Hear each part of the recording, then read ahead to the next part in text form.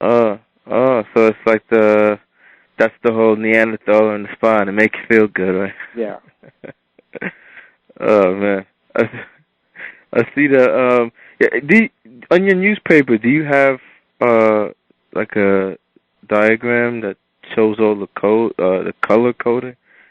Because it says life begins at green at 40, Yeah, power at red. I think all of that stuff is there someplace in one of the papers.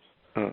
Because that's, as I was going through life learning about these things, instead of writing a diary, I'd prepare the paper. All of that stuff got put in one place or another.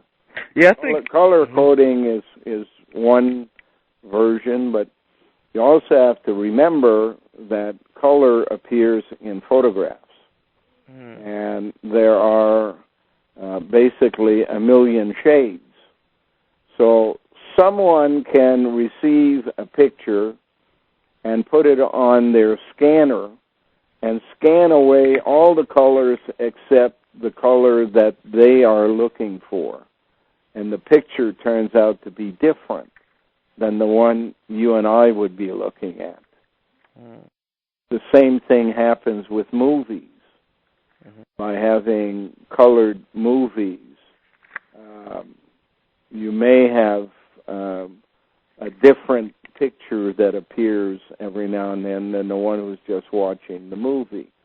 Or there may be some squiggly lines that appear on the side and say, this is the important part, pay attention.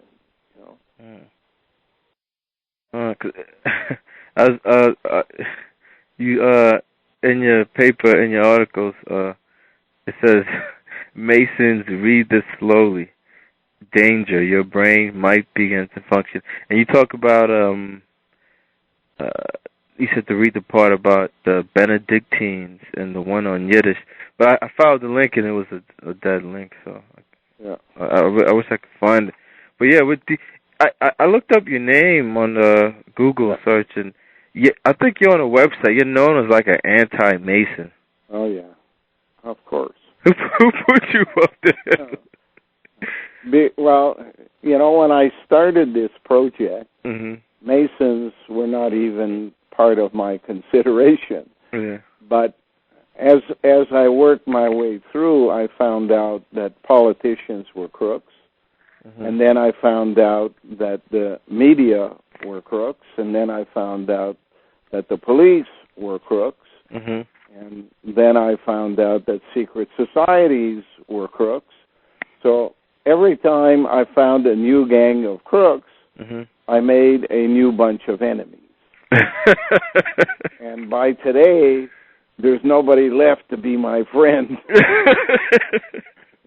Because everybody played some kind of role in making this thing happen. After all, it's been going on for 60,000 years since the fight, and at least the last 6,000 years is the College of 6 Days. So everybody has played a role in making the miserable world we live in miserable, including me, because I was programmed like everybody else and believed it like everybody else. So I look at the world differently than I used to, and I basically agree that everybody looks for the devil, but when the finger is pointed at them, they don't want to believe. That's why they created the devil, so they could never look at themselves. But we are all devils until we change. That's the benefit of knowing all of this, is at one stage of the game you can make a conscious decision not to be what they made you originally. You cannot change what they made you. You were a robot. And you are a robot till you consciously learn that you are a robot and make a decision not to be one. And for most people, that's the age of 40. Today, it may be a little faster because the technology of communications is much better. But for for me, it took until I was 47. So, and I'm 68 now, so 21 years of being me has taught me that there ain't no money in it. Yeah. Every time you speak out, you're making more enemies because you're pointing the finger at everybody has played a role in this. And you have a choice of being quiet about it or trying to educate people who might, like you, want to learn. And I've chosen that I've got broad shoulders. I don't really care whether people like me or not. No. I will tell them what I believe. They don't have to take my word for it. They just start looking after they hear the story. Before they hear the story, they don't have a chance in the world because they don't know where to look or how to start. I give them the premise. And from the premise, the job is then theirs. Yep. I see that the way you put it in format. Like, it's really up to me to put it together. Yep. So that's what I've been doing. But, you know. We're all a different life story. Yeah. And we must always go back and revisit our entire life story. And nobody can do that but you. Yeah, I try to. I noticed, too, man, like, me, ever since I've kind of really found out about this stuff, and I'm incredibly lonely. I have, but the good thing is, though, the people that are my friends, you know, I can't. These are people across the planet. So I can say that they're genuinely good people. I can actually really call them friends because the people I had before this it was all superficial. It was fake. The people who are real searchers are not very difficult people to deal with if you accept the fact that you, too, like they, were robots once. And you're doing what you can to get out of the mess we're in and help other people who would like to do that. Mind you, that doesn't prevent a whole bunch of Masons from pretending they're your friends until such time as they get a chance to do you harm. And I've had that when I was traveling across Canada, speaking in different towns. I'd have people who would invite me to stay at their place. And as soon as my transportation was gone or my material was in storage, they'd throw me out just to cause me trouble. I've had people who've come here on the pretext that they were going to help on the farm and went around breaking every piece of equipment we had. So I accept the fact that there are some bad people and some good people, and you cannot generalize. You have to give everybody a chance. Yeah, but it gets even worse. Like with me, like if I really, really, really showed everything like to my own family, I think they would turn on me. Sure. And it kind of hurts. Like your own family will turn on you. That's the price you pay because. After all, at the end, you got to remember that the truth that lies in the middle is like the seed of an orange. It's surrounded by the 13 people who want to protect the seed. They are soulmates, if you want to use current language. They are there to protect the universe. There's only 13. So it's a law of physics. 13 are there because 12 always protect the one. And the one is any one of the 13. It's like doing a dance. They just change positions all the time. But the seed is the knowledge. Mm-hmm. When I started this, I thought, hey, as soon as people find out about this, I'm going to have 100,000 friends. And then after 10 years, I said, maybe there are 2. I can't really vouch for the other 2 any more than they can vouch for me. Yeah. Because I'm as different from they are as they are from me. So they're never quite sure. Am I for real? Yeah. And I meet people, like, it's so hard. Like, I can't even go out or anything anymore because it's just, everything is, to me, nothing is just to talk about to other people. Yeah. we're worlds apart, like, yeah. and it's because I'm at that young age, I guess, the hormones and everything, and I'm just like, damn, I see some beautiful women, but there's nothing to talk about. Where do you start this conversation? Yeah. Yeah, I can't even talk about anything, and it's, it gets difficult. I always, maybe I could find maybe a female or something, so maybe like through doing this somehow, maybe it might bump. Like I used to go. I remember a few years ago, I went to the 9/11.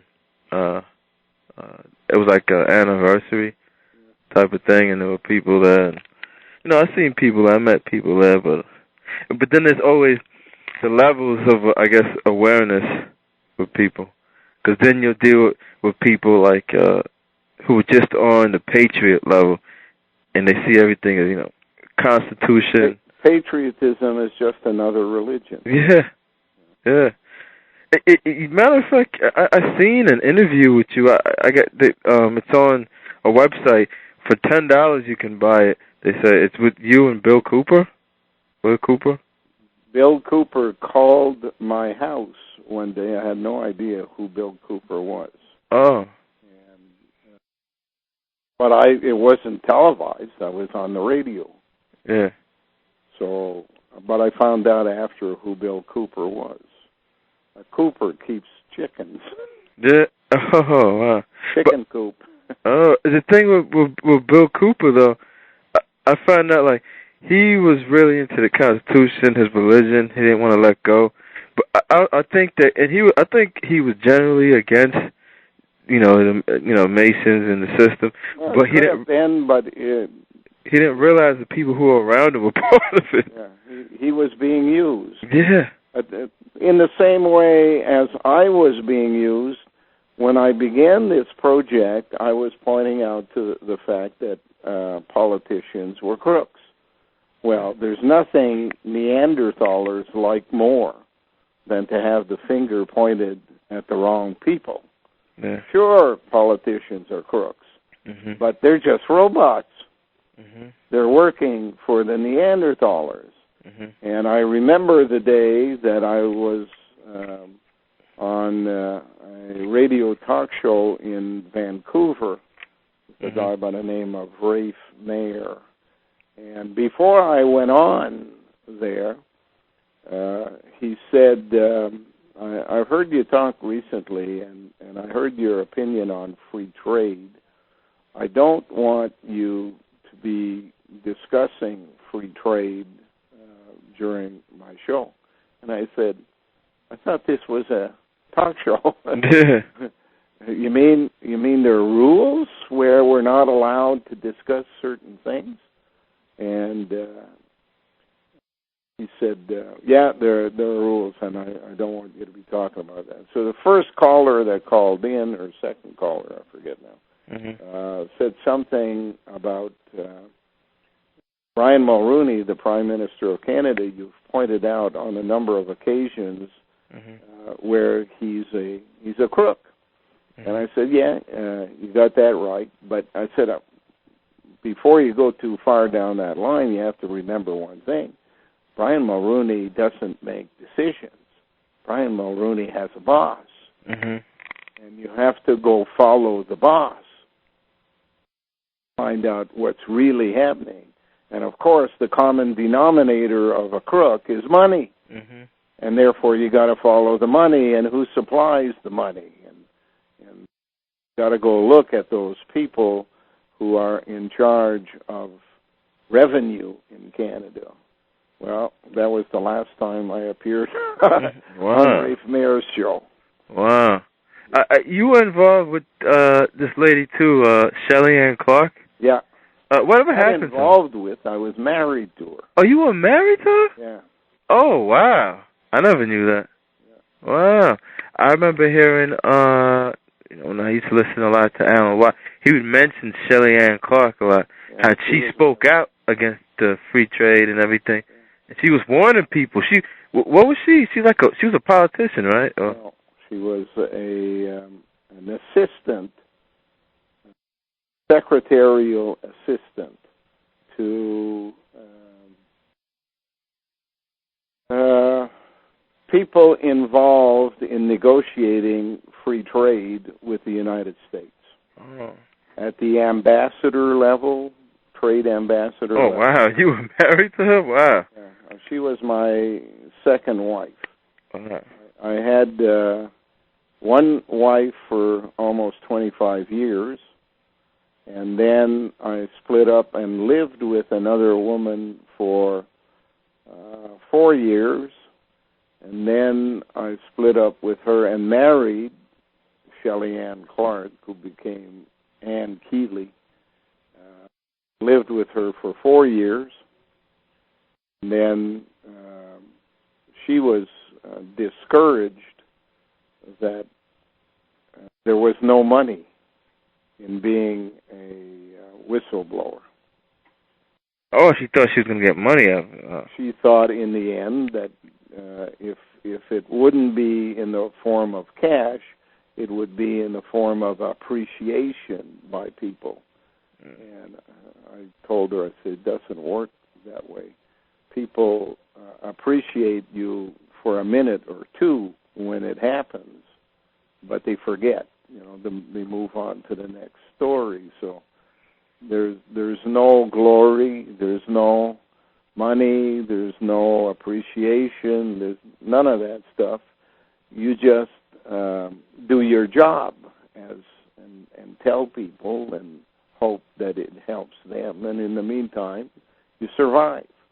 Yeah. And after 4 years, she couldn't take it anymore. Oh, wow. So she went back to living with her family, her original family, and her husband, former husband, died and left the two sons enough money to buy a house. So they moved in, the two sons and her, into a house. But, she's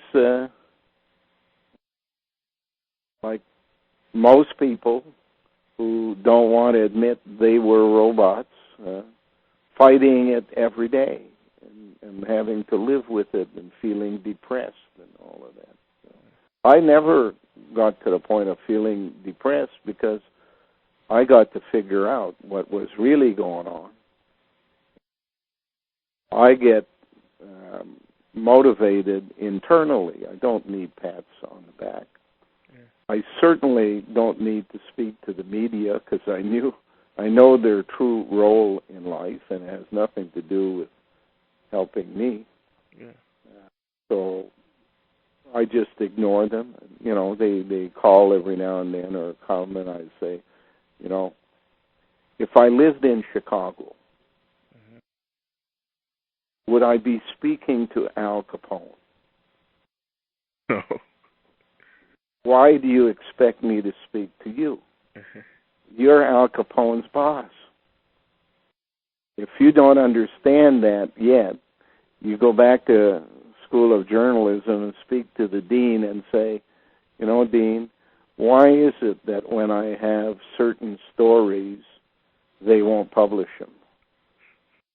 Why is it that they keep asking me to do puffball stories on, individuals that I know are not that nice. Once you figure the answer to those questions out, you'll understand the real role of the media is to carry the project called Polaris to turn. Polaris is basically to polarize, so you, the media, can be the middleman. You can be the enforcer on both sides. Yeah. And on election day, you're the only winner. Yeah, and that's a big symbolic thing too, because we all lose every election because we all believe, most people believe, that there's going to be change that comes about, and it comes from politicians. And politicians are servants of a controlling mechanism. Yeah, there are certain casts too. They like the universities. They go to and get like a special type of education just to be political science. No different than journalism. No different than physics. No different than law. It's a task. I remember when I used to go to college, speaking to one of the head political science. This lady, it was a political science department, and I'm just explaining like this regular like history and foreign books, and she just got so angry with me. Yeah. Cause I'm like, because I guess she didn't want to believe that politics is just a show. Most people who haven't got a clue don't want to have a clue.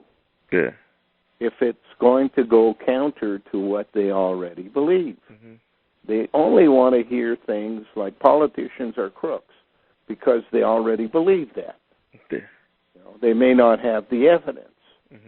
But when you come out and you say, and so are universities, they steal in order to brainwash, and people pay them. It's like paying a guy not to break your knees. Yeah, I see it like with with this president now. Like after all, it's sad because for like people your age, after all these years, you've seen politicians come and lie over and over and over, and you're gonna still fall back into that program and say, okay, this guy might do something. Yeah. It's like, wow. 4 years later, they put a sign on their lawn saying, "Vote for this guy." Yeah. Stupid. Yeah, it gets me so like aggravated when I just drive around and I just see this. I'm like, oh, you guys are robots. Oh, you're in the Matrix. And right now it's even worse because at least in the old days they were crooks in their own right. But now they're being managed by women who aren't women. At home, they've got their leader who's a male on the inside telling him what to do, and in order to make sure he does it, they tell him how handsome he is and how beautiful he is, and give him a blowjob and whatever in order to get him on side. And these people are so stupid that they in fact believe these women love them, but in fact, the woman only loves two things when she's in that role. That's sovereignty and security. Money, more than what she needs, and wants to feel in charge of the life support structure of someone that brings in the money. Yeah, and the whole thing is like the relationship between man and woman. I came to realize that even you see it in the word romantic, it was just another kind. There was no such thing as romance. It was just, the marriage system was basically, just a control mechanism and breeding. But do you really think there's no genuine love, like, between, It's not what creation created. What creation created was a clan. Yeah. And a clan is real. Mm-hmm. And that means a division of tasks, both male and female, and the occasional mating upon request by a female. The male goes and spends some time, and then he basically returns to doing what he does best. And the clan takes responsibility for the children, raises the children. Some lessons are taught by the 6 males assigned as soulmates. Some lessons are taught by the 6 females assigned as soulmates.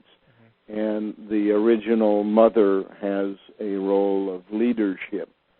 So people were like polygamous, you say? Like, no, the clan always provided the children of other people would be the ones who would raise the new babies. So in your life, you would be taught by 12, and you would be one of 12 teaching others. Oh, wow, that's really interesting. It's there are remnants of that left in old native, what they call native, which is really maroon dromas. I've been in a house with a guy who was chief or second in command of the Algonquins in Quebec, north of Ottawa, and he had a 12-year-old son who was mentally, the term they use, mentally defective, and physically his body was all kind of shriveled up. He was like a big 4-foot baby. Oh, in a crib. I think it's Down syndrome. Or? No, it's not Down syndrome, but it's one of those diseases. And we were sitting at the table having dinner. Anne was with me, I think, on that particular visit. And this child was in this crib, basically in a hallway off of the area of the dining kitchen area we were in, not too far from the front door. And as we ate, the door would open, knock, knock, knock, nobody waits, nobody goes to the door, and somebody would come in.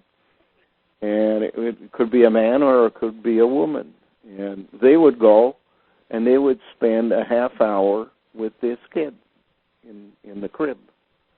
And at the end, they'd turn around and walk back and say hi on the way past the kitchen and out the door. And during our dinner, that happened, I think, 3 times or 4 times. And I said, "What's this?" And she said, "Well, in our community, a physically or mentally deformed child is considered to be a gift to us from creation. And we must share the gift with the community. And therefore, none of us, because we're the physical parents, are really responsible for that child 24 hours a day. We take our turns, but the whole community sees the child as theirs. And they come and participate." And she said, of course, it makes it a lot easier than it would be in a white family where a child that's that sick, deformed, whatever, is really a burden 24 hours a day, because he wears a diaper and it's got to be changed and he's got to be washed and turned around in the crib and all of that. And if it was left only to one or two people, we'd break down. We'd be nervous wrecks. Oh. But this way, hey, the kid feels loved. Got all these people that come to visit. They all help out in one way or another. He died at about the age of 16. But that's the way they treated it, and to me that was symbolic of how a clan used to function. A baby is born. He's born to a mother who basically breastfeeds the baby. But after a period of time, the young girls in the community come and help the mother. 6 of them were assigned, and each in turn they would come and spend some time rocking the baby or playing with it or walking around outside with it. That continued until the baby was about 5 or 6 years old. And then men would come in and teach specific trades if the baby was a boy. Aunts, at one stage of the game, would come in and teach the child about sex. They, especially the ugly women in the community, that didn't get an answer to their invitations when they invited men to come and live with them for a while, felt kind of deprived, not having any sex or children of their own, but they were quite willing to have sex with a 12 or 13-year-old boy who, for him, it was the first time. Oh, wow. And he didn't care that they weren't the best-looking ones. All he wanted was to get laid, basically. And sometimes there would be a baby born, and the aunt would have had her turn at being a mother. She could join the clan mothers and be a politician and judge in the community, that type of thing. So, we have totally reversed life from where it was. And when people say, well, you can't live like that, no, you can't live like that today, because everything leans upon the other, and everything's been designed to work in a system that doesn't function. Yeah. But everybody tries to make it function, and at the end, this is what we have. So if at any stage of the game one were able to reverse the system, don't expect that tomorrow morning people would think the way they used to think. It will take at least 200 years of reversing the process to bring people around to how creation intended people. People have to know what they're working at, because that's what a lot of the younger people, that's why there's so many divorces. They're trying to emulate something that they're trying to make something work that doesn't function. Yeah. It wasn't designed to function. Mm-hmm. It was designed to stop people dead in their tracks so that they didn't have time to think. They just had time to react to the situation, and reacting doesn't allow you to change directions. So divorces are normal rather than marriage. Yeah, it is normal. It is normal. Get them out of that situation, and at least you have a chance to start thinking. Because a person must, before anything, be themselves. And you cannot be yourself and married. It's a contradiction in terms. Marriage is a compromise. Yeah. You'll be half her and she'll be half you, and you meet halfway, so nobody's happy. Yeah, and it's married to the system, because I never understood either. Like, you have to have the government involved and what you do in your church, private life. School, the media, everybody's involved in telling you what to do. Yeah. And I noticed too with women, because I've been analyzing a lot of things, observing and analyzing, including, like, I see with women, like, so much we've gotten from them, like just how to have compassion and love. Yeah. That all came from the woman. Absolutely. You gotta remember that as much trouble as we men have, it's nothing compared to the problems that were inflicted upon women. However, that being said, you must remember that the project is to remove women completely from our society by making them a veneer around a male body. And therefore, the compassion that you want to give to women has to be carefully distributed because it may not be going to a woman. It is going to a we man.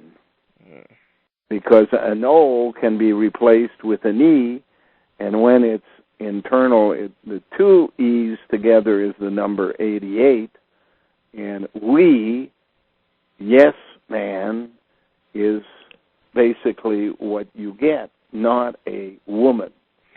I would ask the question today, how many original women are out there? How many original people who think the way clan mothers thought and who are genetically feminine like clan mothers were? Or are all women today somewhat different than the original? We know men are, because we began life as being a support structure for women, and now most of the abuse that women get comes from men. So obviously, at one stage of the game, the mentality of men has been converted to one of wanting to feel superior to women, and they've become abusers of women. All you have to do is look at Arabs, look at the Middle East, look at all Asian communities, how they treat women. How they, it's like they actually abort all the women. It's all, and it's so disgusting. I've heard, like, in China, they have, like, stalls where they basically milk, they masturbate the men because there's just no women around. Yeah. So they have to.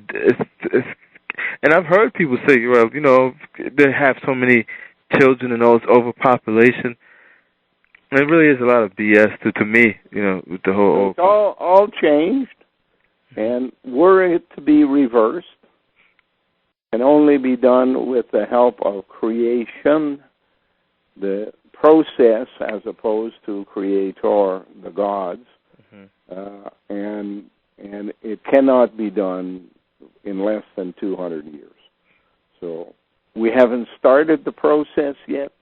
Maybe learning about how it used to be in the old days, the real history that was her story before the Ice Age, is the way to do it. But creation has to give a hand, because it's not possible for single human beings to cause the change to occur. Critical mass, 13.